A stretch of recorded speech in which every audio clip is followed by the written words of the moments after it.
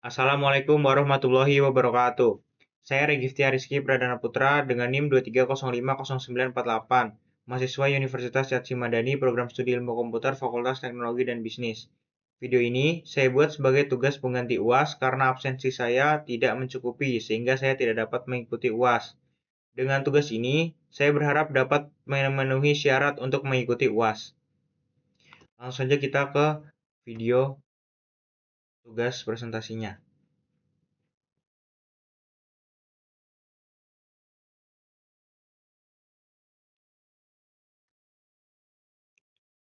Presentasi tentang Figma dan Balsamiq.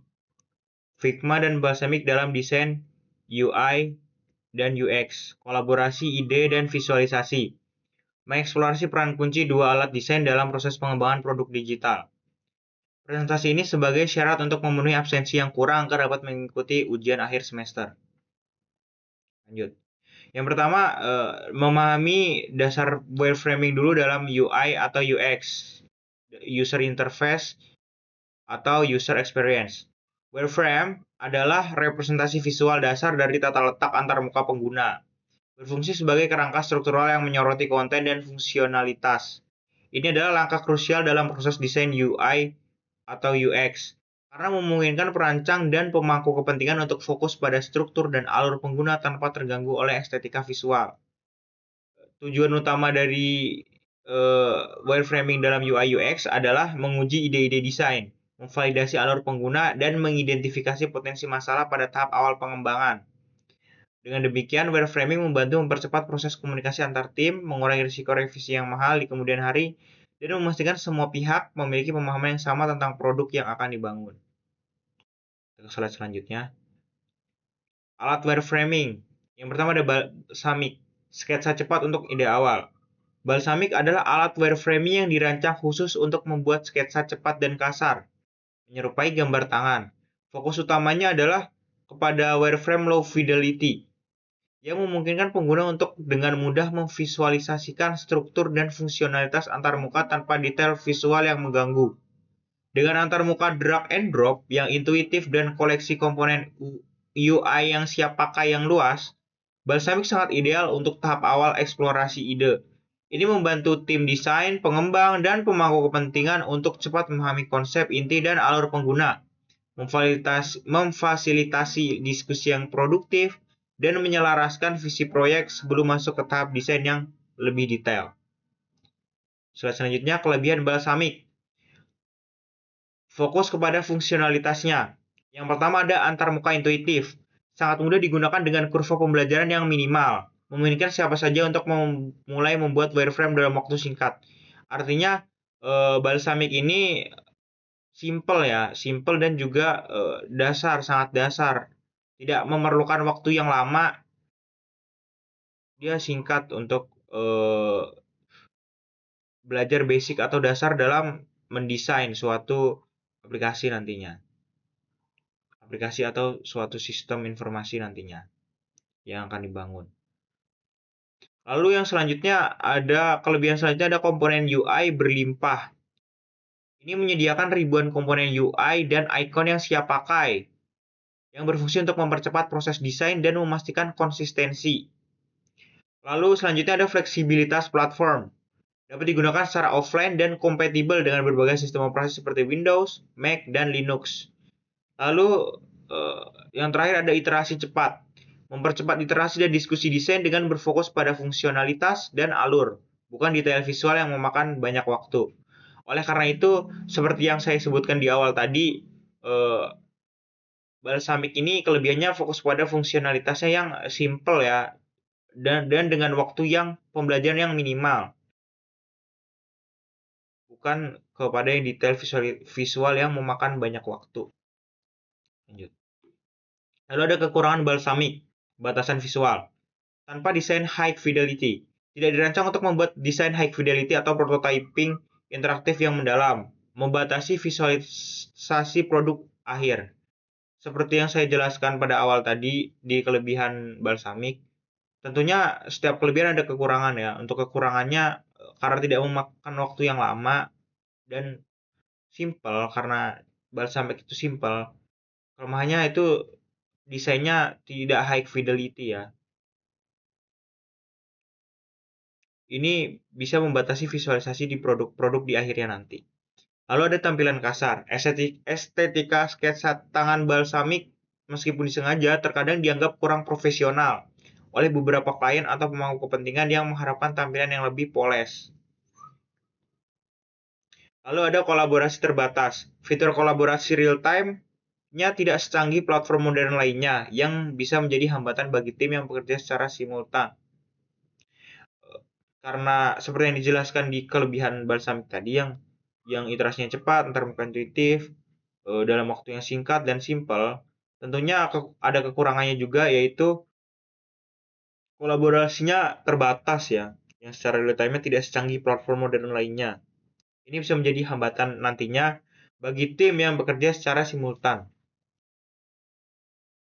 Lalu selanjutnya alat desain komprehensif, Figma. Kita beralih nih ke Figma. Desain dan kolaborasi modern. Figma adalah platform desain berbasis web yang menawarkan solusi komprehensif untuk seluruh spektrum desain UI atau UX, mulai dari wireframing, prototyping, hingga desain visual lengkap. Sebagai alat kolaboratif real-time, Figma memungkinkan desainer, pengembang, dan pemangku kepentingan untuk bekerja bersama dalam satu file, kapan saja dan dari mana saja. Dengan sistem komponen dan pustaka desain yang canggih, Figma mempercepat pembuatan desain high fidelity dan memastikan konsistensi visual di seluruh proyek. Kemampuannya untuk membuat prototipe interaktif dan animasinya juga menjadikannya pilihan utama untuk menguji pengalaman pengguna secara mendalam. Lalu selanjutnya ada kelebihan Figma, kekuatan kolaborasi dan desain lengkap. Kalau tadi di Balsamiq ada keterbatasan dalam melakukan kolaborasi, lalu terkesannya simpel atau desain kasar yang tidak detail. Ini sebaliknya, Figma itu dia kekuatan kolaborasi dan desainnya sangat lengkap. Yang pertama ada aksesibilitasnya mudah, berbasis web sehingga tidak memerlukan instalasi dan dapat diakses dari browser apapun kapan saja. Figma ini bisa di-download aplikasinya berbentuk software di Windows ataupun Mac atau Linux, bisa juga dia lewat web browser sehingga tidak memerlukan instalasi. Aksesibilitasnya mudah. Lalu yang kedua ada prototyping interaktif, mendukung pembuatan prototipe interaktif dan animasi yang realistis untuk pengalaman pengguna yang mendalam. Kalau tadi Balsamiq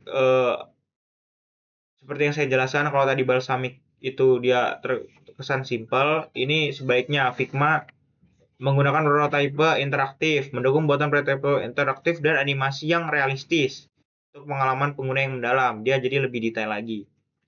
Dan tentunya lebih kaya fiturnya, lebih berwarna juga. Lalu ada kolaborasi real time, menawarkan fitur kolaborasi terbaik di kelasnya dengan komentar langsung dan histori versi. Memungkinkan kerja tim yang efisien. Lalu selanjutnya ada versi gratis tersedia. Figma ini juga menyediakan versi gratis untuk penggunaan dasar, menjadikannya pilihan yang terjangkau bagi individu dan tim kecil. Selanjutnya ada kekurangan Figma, tantangan awal dan ketergantungan internet. Kurva belajar lebih tinggi. Meskipun kuat, Figma memiliki kurva pembelajaran yang sedikit lebih curam dibandingkan Balsamiq, terutama bagi pemula yang belum terbiasa dengan alat desain komprehensif. Lalu ada ketergantungan koneksi internet. Sebagai alat berbasis cloud, performa Figma sangat bergantung pada koneksi internet yang stabil, yang bisa menjadi kendala nantinya di area dengan akses terbatas. Lalu ada strategi optimal, sinergi Balsamiq dan Figma dalam proses desain. Alih-alih memilih salah satu, tim desain dapat memanfaatkan kekuatan kedua alat ini untuk menciptakan alur kerja yang optimal dan efisien. Strategi ini memungkinkan untuk mendapatkan yang terbaik dari kedua alat ini, Figma dan Balsamiq ini ya. Yang pertama, eksplorasi awal dengan Balsamiq. Menggunakan Balsamiq untuk eksplorasi ide cepat, validasi konsep awal, dan pembuatan wireframe low fidelity. Tampilan sketsa membantu fokus pada fungsionalitas dan alur tanpa terganggu desain dari detail visualnya. Memudahkan komunikasi konsep dasar. Lalu desain detail dengan Figma. Setelah konsep dasar disepakati, pindahkan desain ke Figma untuk tahap detail visual. Pembuatan prototipe interaktif dan implementasi sistem desain, Figma mendukung kolaborasi real-time yang intensif, sangat penting untuk tim yang bekerja bersama. Contoh nyatanya, tim produk dapat memulai dengan balsamik untuk membuat wireframe dasar dan mendapatkan umpan balik awal dari pemangku kepentingan. Kemudian desainer UI atau UX beralih ke Figma untuk menyempurnakan wireframe tadi, yang menjadi desain high fidelity. Membuat prototipe yang dapat diklik dan berkolaborasi secara langsung dengan pengembang untuk implementasi. Lalu pesan utama, kesimpulan dari presentasi materi tentang balsamik dan Figma yang setelah saya jelaskan adalah pilih alat sesuai tahapan dan kebutuhan proyek. Memahami perbedaan kekuatan dan kelemahan antara balsamik dan Figma adalah kunci untuk mengoptimalkan proses desain UI atau UX. Tidak ada alat satu ukuran untuk semua, melainkan kombinasi strategis yang akan membawa efisiensi dan kualitas terbaik. Balsamik ini ideal untuk eksplorasi ide awal, komunikasi cepat, dan validasi konsep pada tahap low fidelity. Lalu, Figma unggul dalam desain detail, prototyping interaktif, dan kolaborasi tim yang mendalam untuk tahap high fidelity. Dengan mengadopsi pendekatan hibrid atau hibrida dalam bahasa Indonesia, tim dapat mengurangi revisi yang tidak perlu, mempercepat pengembangan produk, dan pada akhirnya menghasilkan pengalaman pengguna yang lebih baik. Mulailah dengan wireframe sederhana dengan menggunakan balsamik.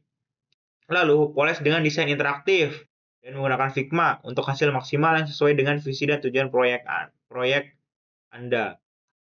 Jadi kesimpulannya, balsamik dan Figma ini dapat digabungkan ya, dapat dikombinasikan dalam keperluan menggunakan untuk mendesain desain UI atau UX.